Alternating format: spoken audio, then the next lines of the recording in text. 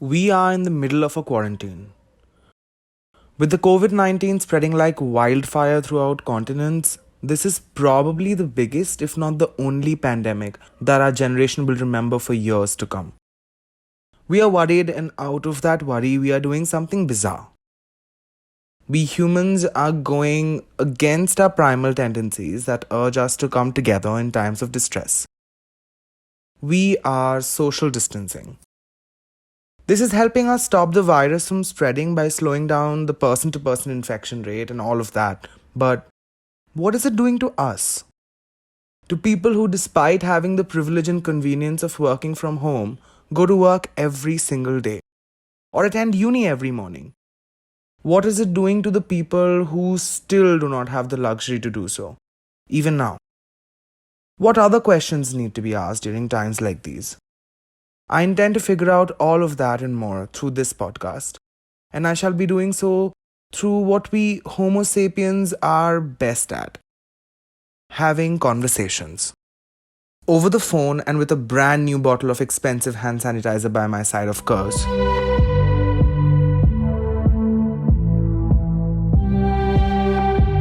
I'm Jishnu, and you are listening to Q for Quarantine.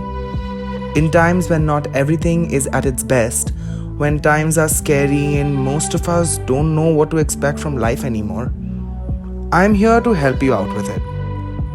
Oh, by the way, as I'm recording this, the Prime Minister of India has decided to address the nation in less than an hour's time. The last time he did that was when he told everyone that their banknotes were invalid. So I am pretty scared.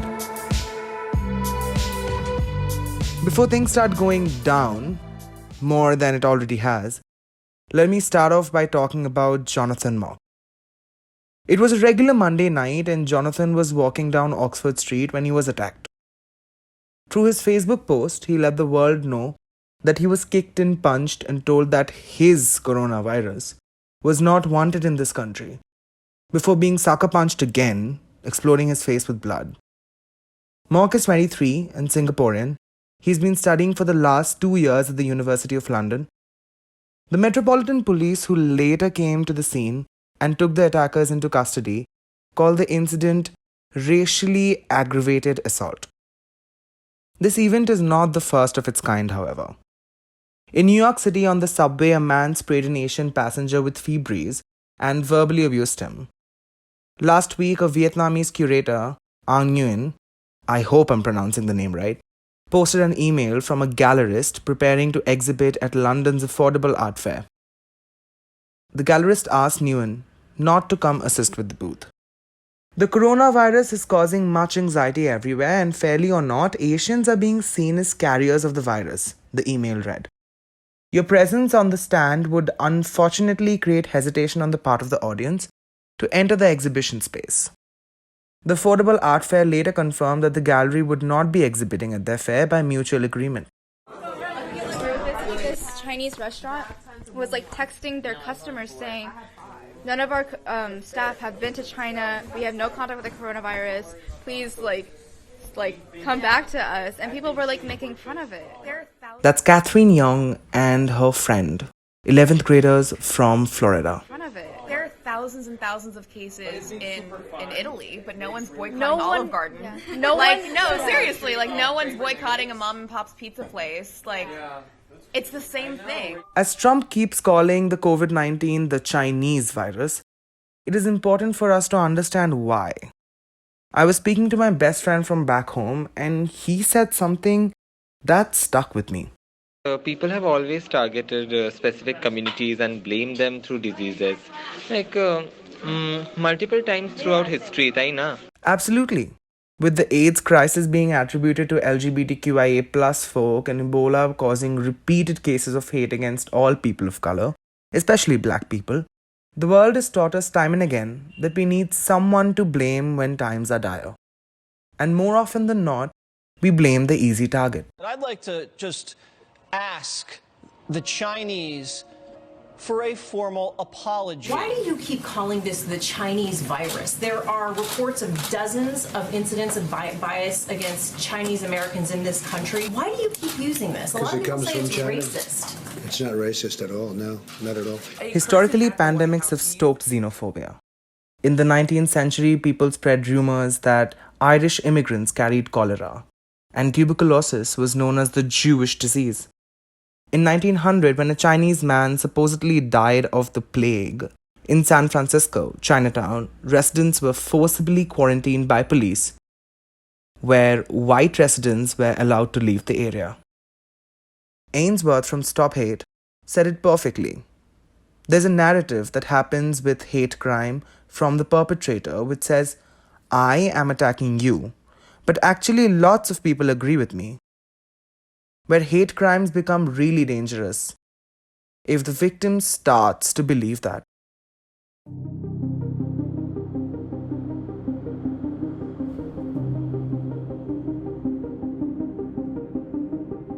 In a country like India, where Mongoloid features are not so uncommon, being mistaken as Chinese and being mistreated for it is not surprising. But it is not okay at the same time. But is there anything we can do?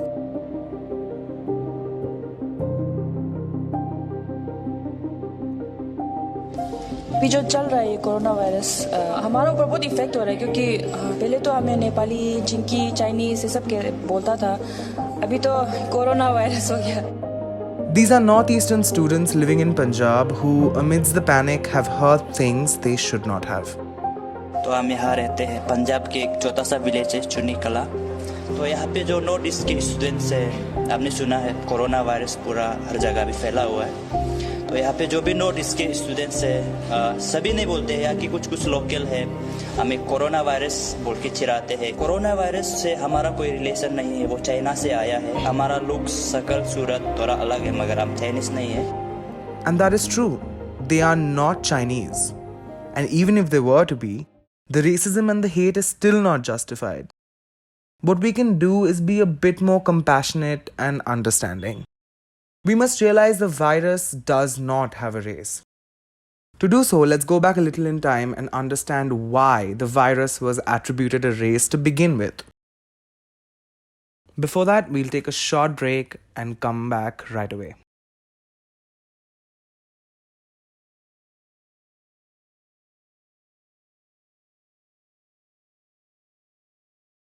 We are back.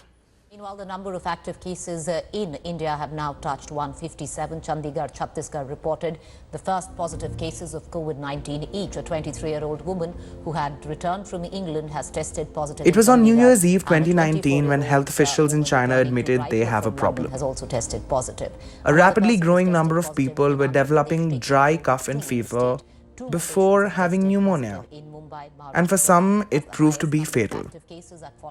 The scientists soon recognized the virus that was causing it all and traced it back to a likely source, the Wuhan wet market. Over the first 41 patients, 27 had been there. Despite the evidence not being conclusive enough, the Chinese government soon shut down the market. Peter Lee, associate professor at the University of Houston, explained why.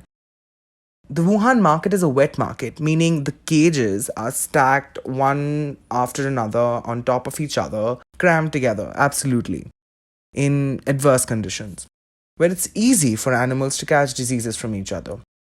Certain animals are also successful in spreading these diseases to humans.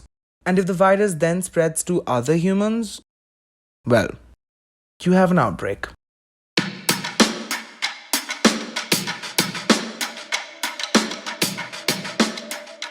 There are many such wet markets around the world, but this specific one is famous for their selection of wild animals. The reason why the wild and domestic animals are sold together in one market is because of a decision the Chinese government made years ago. In the 1970s, China was not in good shape. The communist regime was failing to feed its people. In 1978, on the verge of collapse, this regime decided to make farming private. While large farmers focus on popular options like pig and poultry, the smaller farmers started poaching wild animals in order to sustain themselves. And since it worked, the Chinese government backed it. 10 years later, the government enacted the Wildlife Protection Law. The law encouraged the breeding and domestication of wildlife, giving birth to a new industry of exotic animals being poached and sold. Endangered animals like tigers and pangolins were being trafficked to China. In early 2000s, things went down. The SARS outbreak was traced to the wet market in the Guangdong province of China. Chinese officials shut down the market and banned wildlife farming, but the ban was soon lifted. By 2018, the industry had grown to 148 billion yuan and developed smart and clever marketing tactics by promoting the wildlife animals as tonic products, medicines, etc. But most people in China do not consume such animals. The market caters to the upper crust of the society, the rich and powerful, a small minority. And the Chinese government chose to favor this minority over the rest of its 1.4 billion people. After the recent COVID-19 outbreak, the markets are shut and the practices have been banned again. But is this for good? A lot of people around the world, including people from China itself, think that the ban should be permanent. And the Chinese government is working on amending the Wildlife Protection Act again. Regardless of what happens in the future, ban or no ban, vaccine or no vaccine, we need to know that this virus originated from an animal and not a human being. It does not develop in or infect Asians any differently than people belonging to any other racial communities. Also, in case you didn't know or haven't figured out yet, not all Asian-looking people are from China to begin with.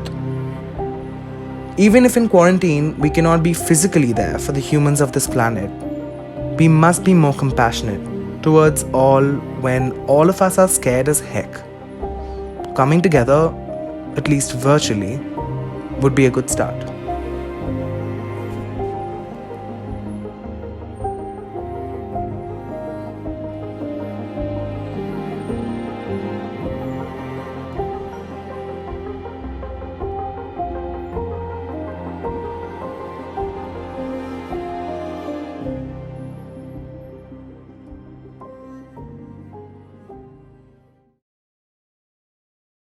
I've listed most of the resources that I found online, and you can always reach out to me to start a conversation on Twitter. I'm always available at Jishnu Bando, that's at JISHNU_BANDO. I'm also on Instagram at Jishyouwish, JISHYOUWISH.